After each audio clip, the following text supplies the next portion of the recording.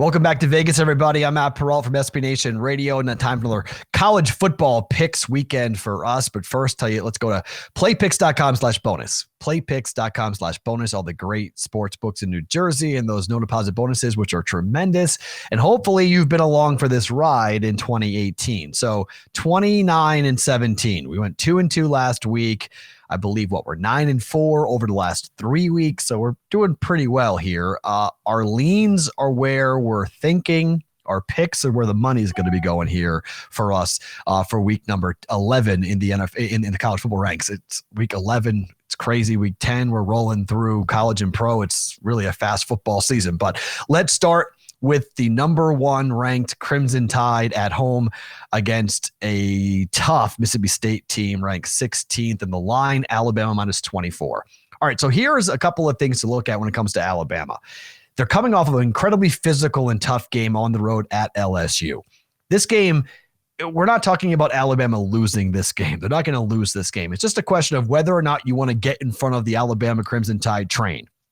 They've been crushing people and crushing lines all season long. However, if there's going to be a spot where Alabama takes the foot off the gas, I think this might be it. Look, this is, if you don't know geography, Tuscaloosa and Starkville are pretty close. They're not that far apart. There's going to be Bulldog fans in the building. This is a game where it means a heck of a lot more to Mississippi State.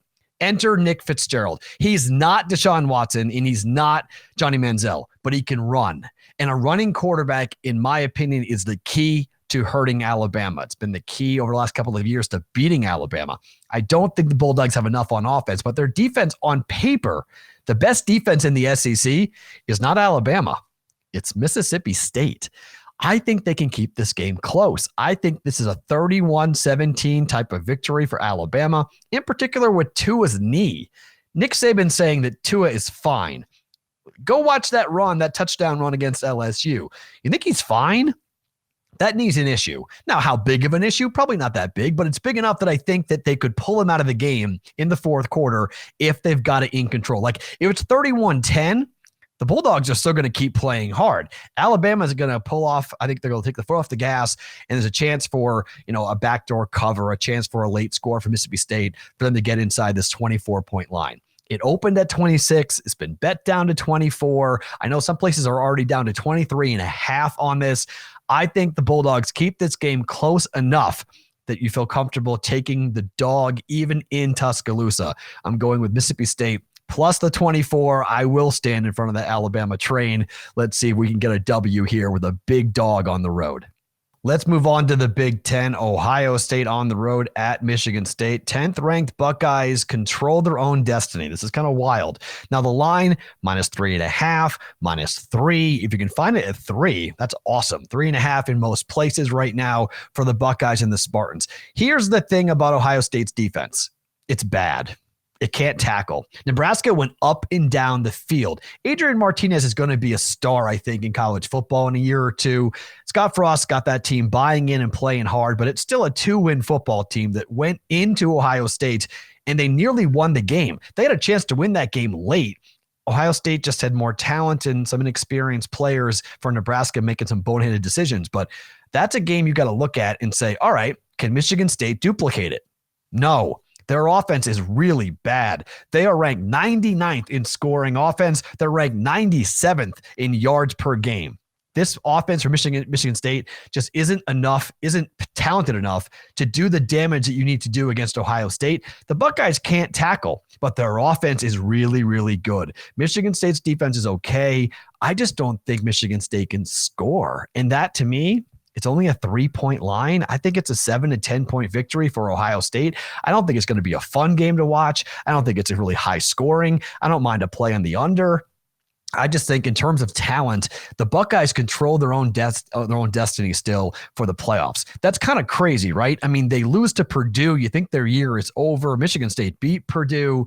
But the Buckeyes right now, if they run the table, they beat Michigan. They win the Big Ten championship, a one-loss Big Ten champion with Ohio State's branding. How does the committee keep them out of the playoffs? They know that. Urban Meyer knows that. So I think they just go into Michigan State. They don't play around. They get a victory and they get out. I know last year was a really lopsided, 48-3 destruction last year. I don't think that's going to be the case here this season. I think Michigan State's got enough defense, enough talent to keep the game close, but not within one field goal. I think it's a 7 to 10 point victory for Ohio State. Lay the 3.5 or the 3. Take the Buckeyes on the road to win and to cover. Let's go back to the SEC for our third selection. It's Auburn on the road at Georgia. This is the oldest rivalry in the South. Georgia is in a very similar spot that Alabama was in. So Georgia last week, I went against Georgia. I thought the home dog. I love home dogs. If you're watching these videos or reading the articles, I love teams at home in rivalry games getting points.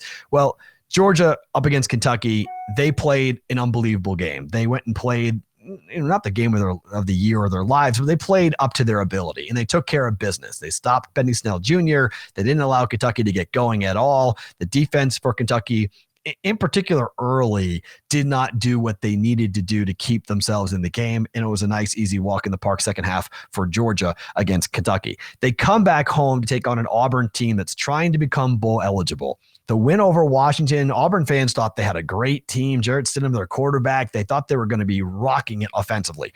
Has not happened. Offensively, not great for Auburn. Defensively, it's been okay, but offense has not been what you'd expect out of a Gus Malzahn team. So I'm just not really in love with Auburn, but Auburn here in this situation where Georgia is in a prime spot to take their foot off the gas. Georgia knows they're playing against Alabama in the SEC championship game. They know they just have to keep on winning in order to get into the playoffs. There is no incentive to blow out Auburn here. If you can find a 14.5, and that's an important hook there. I love the 14.5. 14's okay, but I think there's a real possibility you're going to push it. I like the 14.5 here. It's kind of ping-ponged in Vegas. I'm sure in New Jersey, you guys can find it. If you can get it at 14.5, I love the dog here in Auburn. I just don't think there's an incentive for Georgia. Get in, get out, don't get guys hurt. It's a rivalry game. Auburn's got nothing to lose. I would expect trick plays. I would expect the kitchen sink to be thrown at Georgia, and I don't think they're going to match it. They have more talent. Period. Georgia wins because they're more talented. Their defense is more talented. Their offense is more talented. One big key is, can Auburn run the football against Georgia's defensive front? If they can do that, they might win the game outright. I don't think they can do that. I think Georgia's defense is going to be able to slow them down. But I think a couple of big plays, a couple of trick plays in a rivalry game like this, I just think 14.5 points is way too many to lay. I know Georgia's really good, but Auburn has these, they love being this, everyone counts them out, sneaky underdog type situation. I like Auburn plus 14.5 to go into Georgia and to cover the line. And I know they say, hey, if you're going to bet the dog, you got to think the dog can win the game. I could paint a picture where Auburn wins. I just don't think that's going to happen. Take Auburn plus the 14.5. And the final game we're going to talk about, Clemson on the road at Boston College. Big line, Clemson minus 20.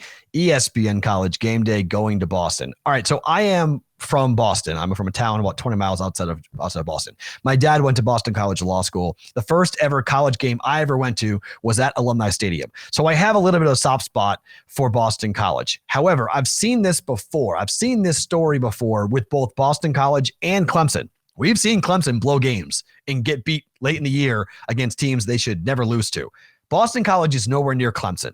Clemson has scored 77 points last week against Louisville. The last 2 years, Steve Adazio's team's been blown off the field by Clemson. However, here's why I'm taking the dog.